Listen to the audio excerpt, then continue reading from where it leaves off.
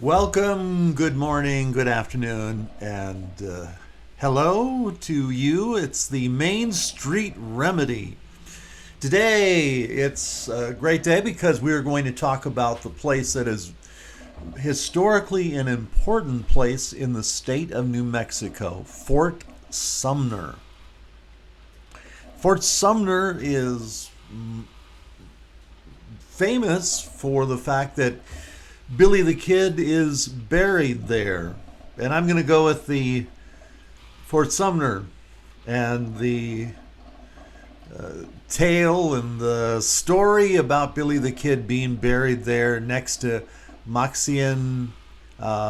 Lucien Maxwell is the other very famous person that married this local Spanish woman up in Colfax County.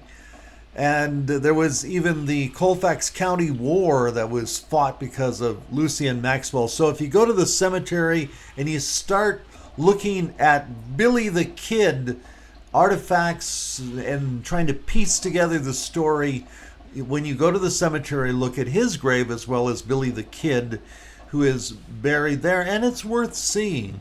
Now, some people have had arguments about this Bushy Bill in Hico, Texas, being actually Billy the Kid, but for our purposes, we will stick with it. As a matter of fact, I think the town and the county of Debaca County fought this sort of suspicious tale. Now, Fort Sumner is a beautiful place. I mean, let's just focus on the town itself with its magnificent farms and ranches, green, beautiful trees. It is a showcase to go to Fort Sumner. There's the Billy the Kid Museum, and now there's the Bosque Redondo Memorial, and it depicts the kind of a very sad place. If you read some of the books about what actually happened, where they tried to get all of these Navajo Indians and even Mescelero Apaches to go to this one place to try farming. They did not want to do it. As a matter of fact, the Mescaleros just left in the middle of the night and said, "The heck with this." I don't blame them. And the Navajo walked on this trail of tears all the way from the reservation, thanks to the notorious, yes, he was not a good guy in this instance, Kit Carson, who brought all these people. Some of them were his friends, and they all landed in this place along the Pecos River, and they were not farmers.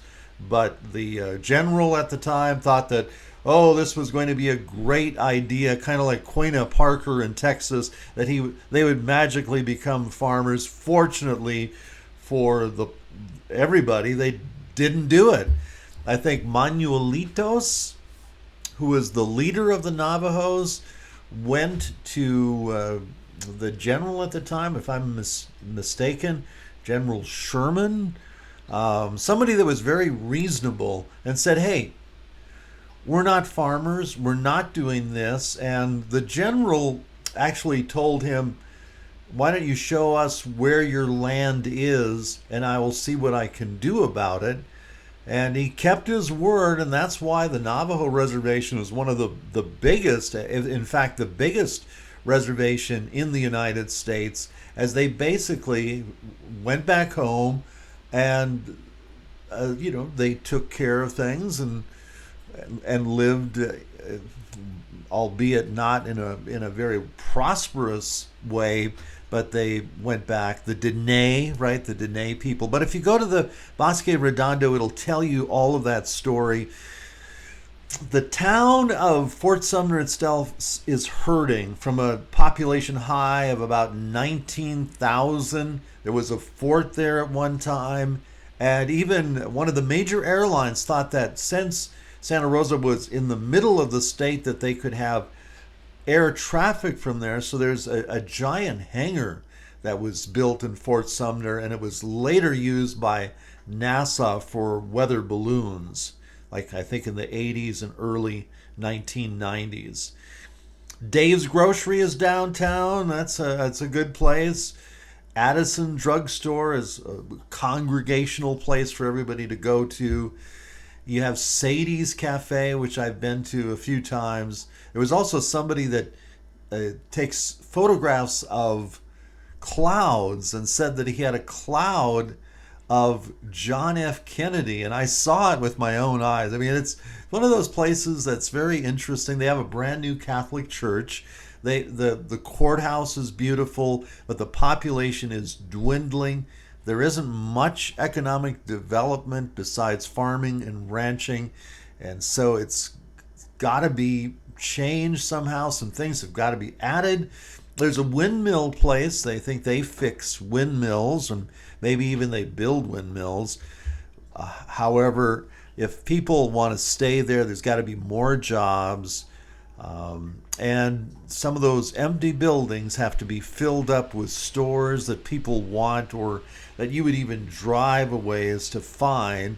I saw, a beautiful red brick building on the corner, and one, it was actually an antique store that was closed down that my daughters and I went to maybe 10, 15 years ago, which we really liked. But that is just full of stuff, and there's a lot of these buildings that are starting to fall down. The economic development place was closed. So let's hope that the government starts to, or somebody starts to focus on a town like Fort Sumner because it has so much to offer. And I think a lot of history. There's also an old part of Fort Sumner, which is over the bridge. And I remember when the church there was still going, and it was like an old Spanish community that has thrived a little bit, but there are no stores over there. There's very few places for people to work, and that is the real key for Fort Sumner and for economic development. And let's hope that is the remedy for getting this town back, because it's so historic. There's been so many great things and tragic things that have happened in Fort Sumner. It is always worth your while to visit there when you go to New Mexico. Thank you. This is Dale Harapat on the Main Street Remedy.